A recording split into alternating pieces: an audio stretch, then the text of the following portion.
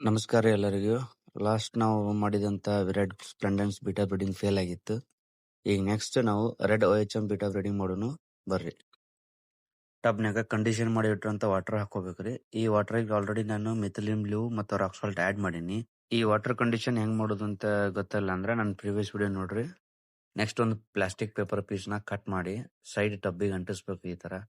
ಈ ತರ ಸೈಡ್ ಟಬ್ಬಿಗೆ ಅಂಟಿಸೋದು ಎದಕ್ಕಪ್ಪ ಅಂತಂದ್ರೆ ಮೇಲು ಬಬಲ್ ನೆಸ್ಟ್ ಕಟ್ಟಿದ್ಮ್ಯಾಗ ಎಗ್ ಸ್ಲೇ ಮಾಡೋ ಮುಂದಾಗ ಬಬಲ್ ನೆಸ್ಟ್ ಹಾಳಾಗಬಾರ್ದು ಅಂತೇಳಿ ಈ ತರ ಅಂಟಿಸ್ಬೇಕ್ರಿ.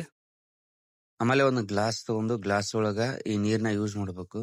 ಮತ್ತೆ ಈ ಗ್ಲಾಸ್ ಒಳಗ ನೀರು ಯೂಸ್ ಮಾಡ್ತೀವಲ್ಲ, ಟಬ್ ಒಳಗಿನ ನೀರು ಮತ್ತೆ ಗ್ಲಾಸ್ ಒಳಗಿನ ನೀರಿನ ಲೆವೆಲ್ ಒಂದೇ ಇರಬೇಕು. ಇವತ್ತು ನಾವು ಬ್ರೀಡಿಂಗ್ ಯೂಸ್ ಮಾಡತ್ತಿರೋದು ಇದು ರೆಡ್ OHM ಫಿಮೇಲ್. ನೀವು ನೋಡಬಹುದು ಎಗ್ಸ್ ಫುಲ್ಲಿ ಲೋಡೆಡ್ ಆಗೈತಿ. ಈಗ ಇದನ್ನ ಗ್ಲಾಸ್ ಒಳಗ ಬಿಡೋನು. ನೋಡ್ರಿ, ಈ ಬ್ರೀಡಿಂಗ್ ನಾವು ಯೂಸ್ ಮಾಡಕತ್ತಿರೋದು ಮೇಲಿದೆ OHM ರೆಡ್. ಈಗ ಇದನ್ನ ಟಬ್ನೊಳಗ ಬಿಡೋನು. ಈಗ ನೆಕ್ಸ್ಟ್ ಏನೈತಲ್ರಿ 70% ಕ್ಲೋಸ್ ಮಾಡಿ ಇನ್ 30% ಹಂಗ ಬಿಡೋನು. ಈಗ ನೆಕ್ಸ್ಟ್ ವಿಡಿಯೋದಾಗ ಸಿಗೋನು. ಮೇಲು ಬಬಲ್ ನೆಸ್ಟ್ ಕಟ್ ಐತಿಲ್ಲ ಅಂತ ನೋಡೋನು. ಅಲ್ಲಿ ಮಟ್ಟ ಎಲ್ಲರಿಗೂ ಬಾಯ್ ಬಾಯ್.